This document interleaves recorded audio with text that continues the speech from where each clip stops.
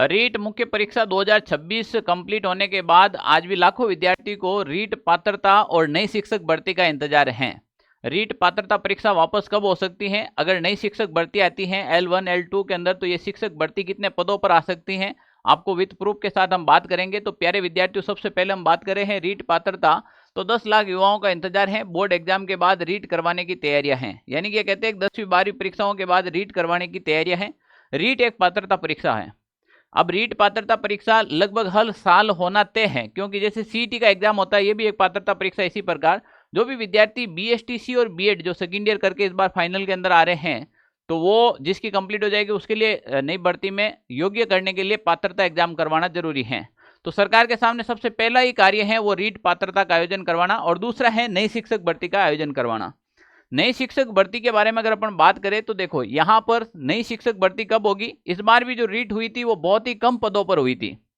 विभाग के अंदर बहुत सारे पद थे, फिर भी पद हैं वो बहुत कम आए थे। 5-7 हजार पदों पर वैकेंसी हुई थी। तो यहाँ पर इस बार बड़ी भर्ती होने की संभावना इसलिए जताई जा रही है क्योंकि शिक्षा विभाग में डीपीसी का कार्य शुरू हो चुका है।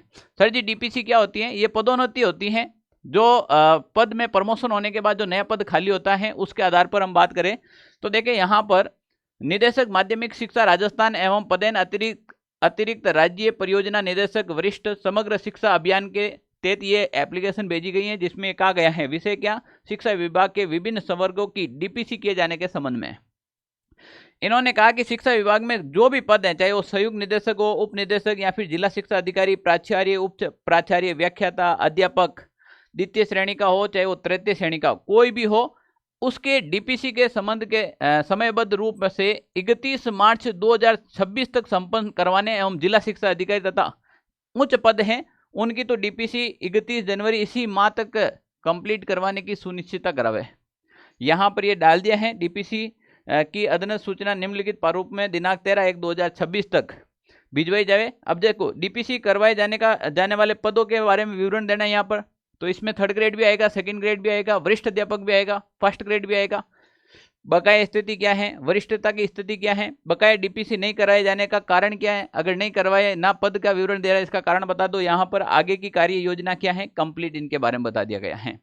तो यहाँ पर अपन देखेंगे प्यारे विद्यार्थियों, 2026 के अंदर अगर ये डीपीसी कंप्लीट होती है तो नई शिक्षक भर्ती है वो अच्छे खासे पदों पर आपको देखने को मिल सकती है।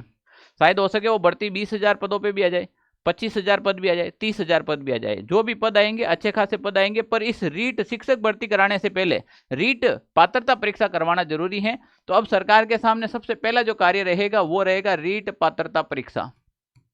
तो मान के चले इसी 2026 के अंदर आपको सबसे पहले रीट पात्रता परीक्षा का एग्जाम देखने को मिलेगा, और उसके बाद जैसे ही पात्रता कंप्लीट होती है तो जाती हुई सरकार 2026 के अंदर एक बड़ी शिक्षक भर्ती निकालने का पूरा प्रयास रहेगा। हो सके 2026 के अंदर आपको एक बड़ी शिक्षक भर्ती देखने को मिल जाए।